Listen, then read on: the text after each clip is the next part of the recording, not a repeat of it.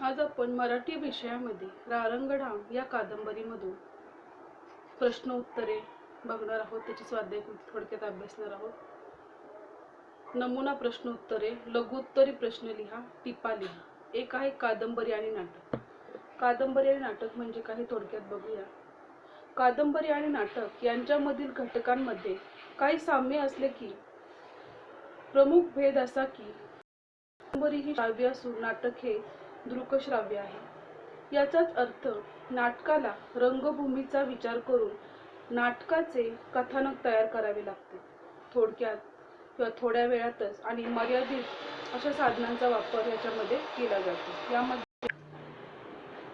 यासाठी त्यामध्ये ज्यात भरपूर नाट्य आहे अशाच प्रसंगाची निवड करतो. त्या ठिकाणी पात्रांची संख्या भरमसाठ ठेवून चालत नाही. या उलट कादंबरीमध्ये जे असते त्यामध्ये या उलट जे आहे ते म्हणजे कादंबरीमध्ये पात्रांची संख्या कितीतरी भरमसाठ असू शकते. कादंबरी आणि नाटकातील महत्त्वाचा फरक म्हणजे कादंबरी ही आपण आपल्या सवडीप्रमाणे थोडी थोडी करून वाचू शकतो. नाटकाचे तसे नाही.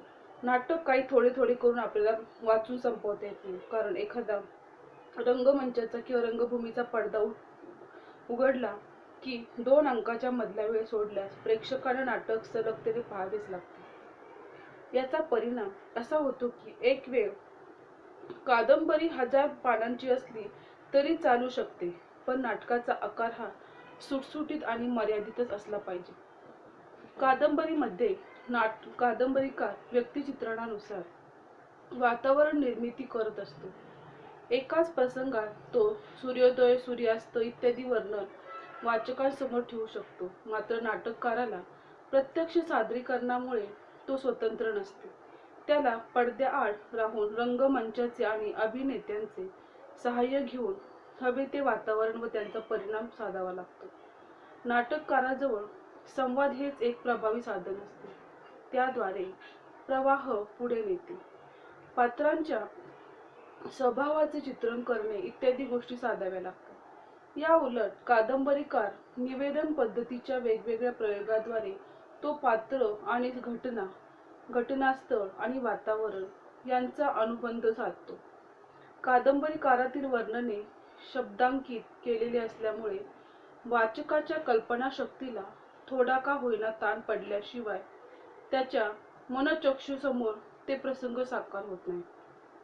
या उलट नाटकातील सर्व प्रसंग रंगभूमीवर प्रत्यक्ष साकार होत असल्यामुळे प्रेक्षकांच्या कल्पनाशक्तीला थोडाही वाव मिळत नाही. थोडक्यात काय, कादंबरीकाराला जेवढे स्वातंत्र्य असते तेवढे स्वातंत्र्य नाट्यकाराला नसते. विस्तार हा की कादंबरीकाराचा गुण मानला जातो, तर तोच विस्तार नाटकाचा एक प्रकारचा दोष मानला जातो. म्हणून चांगला कादंबरीकार हा चांगला नाटककार होईलच असे खात्रीने सांगता येत नाही. उपकथनात्मक मध्ये कादंबरीकार काही वेळा मुख्य कथानकाची परिणामकारकता वाढवण्यासाठी कादंबरीत एखादे छोटेसे कथानक गुंफतो. यालाच उपकथानक असे म्हणतात. उपकथानकाचा मुख्य कथानकाशी काहीही संबंध नसतो, पण मुख्य कथानकाच्या प्रवाहाशी काही काळ समांतर वाहत जात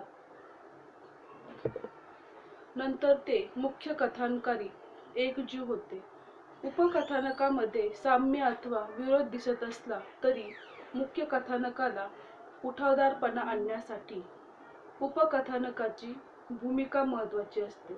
परंतु मुख्य कथानकाची परिणामकारकता साधण्यासाठी उपकथानक हे लहान असले पाहिजे. हे कथानक जे आहे ते लहान असले पाहिजे.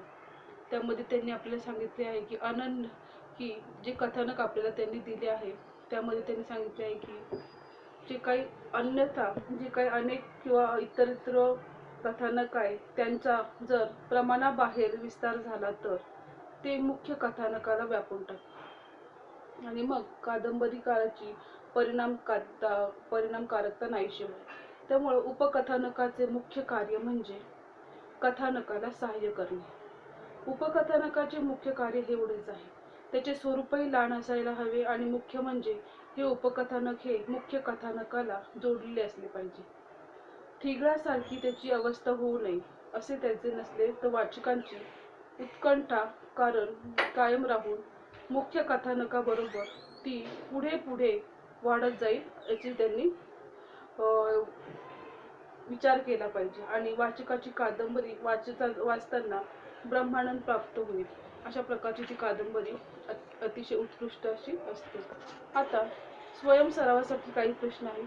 कादंबरी आणि कथा, कादंबरी आणि कविता, मनोविश्लेषण, प्रचारात्मक कादंबरी, चरित्रात्मक कादंबरी आणि कादंबरीची भाषा. यामध्ये खालील प्रश्नांची विस्तृत उत्तरे लिहा. दीर्घोत्तरी प्रश्न पण त्याच्यामध्ये आहे. आता कादंबरीकाराच्या रचनेमध्ये कथानकाचा आरंभ, मध्य आणि शेवट कसा महत्त्वपूर्ण ठरतो ते सविस्तर लिहा. कोणत्याही कादंबरीत तंत्रदृष्ट्या महत्त्वाचा घटक म्हणजे कथानक होय. कथानकाच्या वैशिष्ट्यपूर्ण मांडणीवरच कादंबरीकाराचे यश अपयश अवलंबून असते. त्यामध्ये प्राधान्याने कथानकाचा प्रारंभ, मध्य, शेवट हे घटक महत्त्वपूर्ण ठरतात. एक आहे कथानकाचा प्रारंभ. कथानकाला प्रारंभ करण्यापूर्वी कादंबरीकाराने कथानकाची सविस्तर रूपरेषा तयार करणे आवश्यक आहे. त्यानंतर कथानकास प्रारंभ करणे आवश्यक आहे. कुतूहल निर्मिती हे कादंबरी लेखनाचे मुख्य वैशिष्ट्य आहे. म्हणून कथानकाचा प्रारंभ हा आकर्षक आणि लक्षवेधी हवा. कादंबरीमध्ये नाट्य असणे आवश्यक आहे.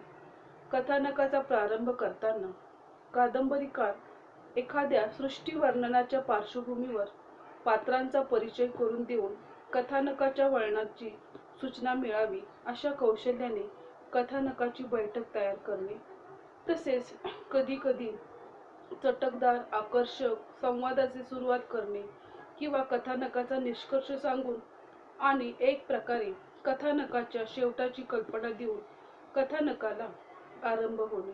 या पद्धती व्यतिरिक्त एखादा कादंबरीकार एखादी गूढ चमत्कारी घटना अगोदर सांगून त्यातून कथानकाची उकल करतो. अशा विविध पद्धतीने कादंबरीकार कथानकाचा आरंभ केलेला आपल्याला दिसून येतो. दुसरा आहे कथाचा मध्य. कथानकाचा प्रवाह हा स्वाभाविक व गतीने स्वतंत्र समांतर रीतीने व्हायला पाहिजे. मुख्यतः हा प्रवाह 3 स्थित्यांतून जात असतो. त्यातील गुंतागुंत, निर्घाट आणि उकल ही महत्त्वाची स्थित्यांतरे इथे आहे. त्या कथानकाच्या मध्यावर येत असताना कादंबरीकाराने गुंतागुंत निर्माण करून आणि ती वाढवून नेऊन तिची निर्घाट मारायची आणि वाचकांची उत्कंठा वाढवत पुन्हा पुढे जाऊन स्वतःच ती उलगडून वाचकाला एक विस्मयाचा धक्का द्यायचा असे हे तंत्र कथानकाच्या मध्यावर कादंबरीकाराने अवलंबणे आवश्यक आहे. आकर्षक घटना व संवाद याचे अनुलोम विलोम पद्धतीची मांडणी करून कथानक चरमबिंदूपर्यंत नेऊन ठेवण्याचे कार्य कथानकाच्या मध्यात करायचे असते. तिसरा आहे कथानकाचा शेवट.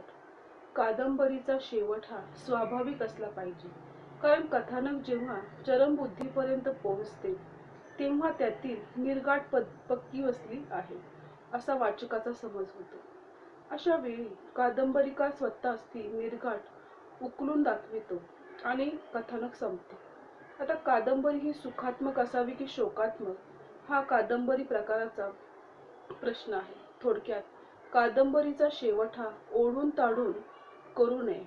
काही वेळा कथानक संपुष्टात आल्यावर कादंबरीकार उगीच लावून कथानकाची निर्वाणीवर करण्याचा प्रयत्न करत असतो. अशा वेळी कादंबरीचा शेवट पल्लाळीत होऊन वाचकांची उत्कंठा संपुष्टात येण्याची दाट शक्यता असते आणि तसे झाले तर कादंबरीचा अपेक्षित परिणाम वाचकावर होऊ शकत नाही. मानव जीवन हे नेहमीच किचकट आणि असंदिग्ध असे असल्यामुळे आयुष्याच्या कडा अगदीच घासून घुसून गुळगुळीत करणे गरजेचे असते. तर थोडक्यातच काय, कादंबरी ही एक निर्मिती आहे. तिला तंत्राच्या जोखंडाने सर्वस्व बांधणे शक्य होत नाही. कादंबरीकाराच्या मनात बीजरूपी असलेल्या कल्पना मूर्त स्वरूप मिळाले की त्यांचे भाव किंवा त्यांची वाढ स्वाभाविक तऱ्हेने देणे शक्य आहे.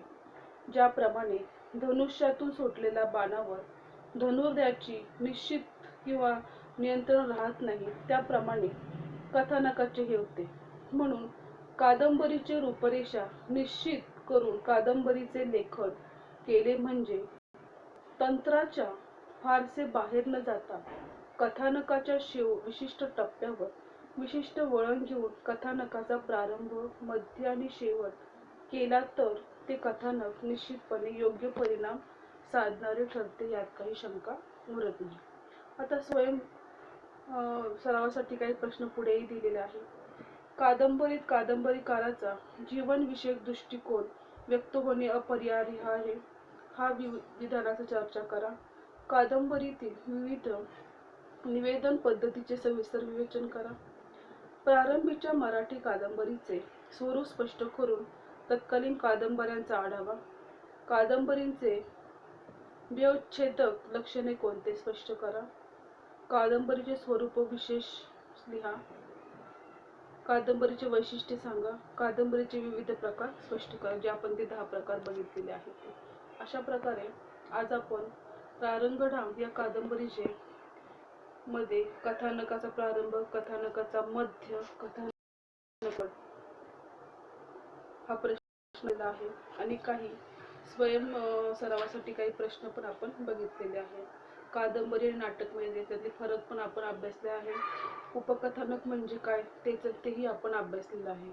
आज जेवढं काही आपण प्रश्न टिपा अभ्यासले आहेत ते घरी तुम्ही व्यवस्थित वाचायचे आहेत, समजून घ्यायचे आहेत आणि तुमच्या मराठीच्या वहीत ते सर्व काही प्रश्न उत्तरे लिहायचे आहेत. इथून पुढचा स्वाध्याय कृतीचा जो उर्वरित भाग आहे तो आपण पुढील भागात अभ्यासू. धन्यवाद.